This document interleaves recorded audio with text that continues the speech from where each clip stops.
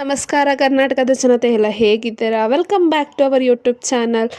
ಗೃಹಲಕ್ಷ್ಮಿ ಯೋಜನೆ 15ನೇ ಕಂತಿನ ಬಗ್ಗೆ ಒಂದು ಮಾಹಿತಿ ಇದೆ. ಆ ಮಾಹಿತಿನ ನಿಮಗೆ ನಾನು ತಿಳಿಸ್ಕೊಡ್ಬೇಕು.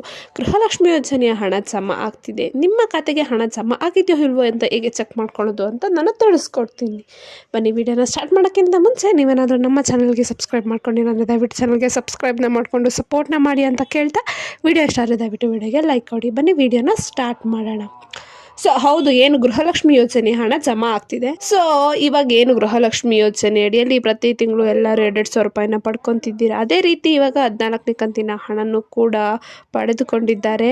ಆದರೆ ಈಗ 14ನೇ ಕಂತಿನ ಹಣ ಕೆಲವೊಂದಷ್ಟು ಮಹಿಳೆಯರ ಖಾತೆಗೆ ಜಮಾ ಆಗಿದೆ, ಇನ್ನು ಕೆಲವೊಂದಷ್ಟು ಮಹಿಳೆಯರ ಖಾತೆಗೆ ಜಮಾ ಆಗಿಲ್ಲ.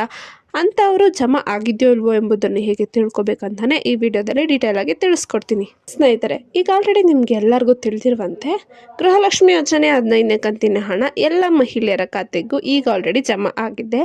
ನಿಮ್ಮ ಖಾತೆಗೂ ಕೂಡ ಹಣ ಜಮಾ ಆಗಿದೆ ಇಲ್ಲವೇ ಎಂಬುದನ್ನು ನೀವು ತಿಳಿಬೇಕಂದ್ರೆ ಒಂದು 2 ವಿಧಾನದಲ್ಲಿ ನೀವು ಚೆಕ್ ಮಾಡ್ಕೋಬೋದು. ಒಂದು, ನೀವು ಡೈರೆಕ್ಟಾಗಿ ಬ್ಯಾಂಕಿಗೆ ಹೋಗಿ ನಿಮ್ಮ ಪಾಸ್ಬುಕ್ಕನ್ನು ಎಂಟ್ರಿ ಮಾಡಿಸ್ಕೊಂಡು ಬ್ಯಾಂಕ್ ಸಿಬ್ಬಂದಿಗಳ ಹತ್ರ ಕೇಳ್ಬೋದು, ನಿಮಗೆ ಹಣ ಬಂದಿದೆಯೋ ಇಲ್ವೋ ಅಂತ ಅವರು ತಿಳಿಸ್ಕೊಡ್ತಾರೆ. ಇಲ್ಲ ನಿಮಗೆ ಬ್ಯಾಂಕಿಗೆ ಹೋಗೋಕ್ಕಾಗಲ್ಲ ಅಂತ ಹೇಳಿದ್ರೆ ಮನೆಯಲ್ಲೇ ಕೂತು ನಿಮ್ಮ ಒಂದು ಮೊಬೈಲ್ ನಂಬರು ಮತ್ತು ನಿಮ್ಮ ಒಂದು ಆಧಾರ್ ಕಾರ್ಡ್ ನಂಬರಿಂದ ಚೆಕ್ ಮಾಡ್ಕೋಬೋದು.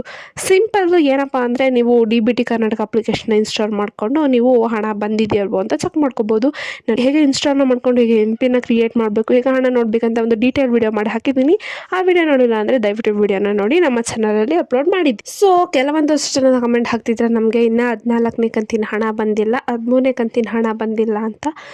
ವರಿ ಮಾಡ್ಕೊಳ್ಳೋದು ಬೇಡ, ಎಲ್ಲರಿಗೂ ಹಣನ ಹಾಕ್ತಾರೆ. ಏನಪ್ಪ ಅಂದ್ರೆ ಒಂದಷ್ಟು ಸಮಸ್ಯೆ ಆಗಿತ್ತು, ರೇಷನ್ ಕಾರ್ಡ್ನ ರದ್ದು ಮಾಡ್ತಿದ್ರು. ಆ ಕಾರಣದಿಂದಾಗಿ ಮತ್ತೆ ಏನು 13 ಮತ್ತು 14ನೇ ಕಂತಿನ ಹಣನ ಸ್ವಲ್ಪ ತಡವಾಗಿ ಹಾಕ್ತಿದ್ದಾರೆ.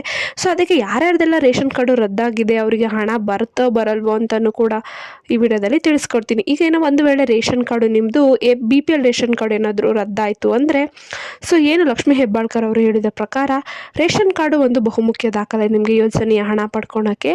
ಸದ್ಯಕ್ಕೆ ಅವರು ಹಣನ ನಿಮಗೆ ಹಾಕೋದು ಸ್ಟಾಪ್ ಮಾಡಲ್ವಂತೆ, ಹಣನ ಹಾಕ್ತಿರ್ತಾರಂತ. ಗೃಹಲಕ್ಷ್ಮಿ ಯೋಜನೆಯಿಂದ ಯಾರನ್ನೂ ವಂಚಿತರು ಮಾಡಲ್ವಂತೆ ಅಂತ ಲಕ್ಷ್ಮೀ ಹೆಬ್ಬಾಳ್ಕರ್ ಅವರು ತಿಳಿಸಿದ್ದಾರೆ.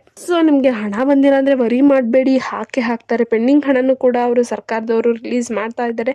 ನಾನು ತಿಳಿಸ್ಕೊಟ್ಟಿದ್ದೀನಿ ಯಾವ ಜಿಲ್ಲೆಗೆ ಪೆಂಡಿಂಗ್ ಹಣನೂ ಕೂಡ ರಿಲೀಸ್ ಆಗ್ತಾ ಇದೆ ಅಂತ. ಇದೇ ರೀತಿ ಗೃಹಲಕ್ಷ್ಮಿ ಯೋಜನೆ ಅಥವಾ ಯಾವುದೇ ಯೋಜನೆ ಮಾಹಿತಿ ಬೇಕಂದರೆ ನಮ್ಮ ಚಾನಲ್ಗೆ ಸಬ್ಸ್ಕ್ರೈಬ್ನ ಮಾಡಿಕೊಂಡು ಸಪೋರ್ಟ್ನ ಮಾಡಿ ಅಂತ ಕೇಳ್ತಾ, ವಿಡಿಯೋ ಇಷ್ಟ ಆದರೆ ದಯವಿಟ್ಟು ವಿಡಿಯೋಗೆ ಲೈಕ್ ಕೊಡಿ, ಸಪೋರ್ಟ್ನ ಮಾಡಿ ಅಂತ ಕೇಳ್ತಾ ಧನ್ಯವಾದಗಳು.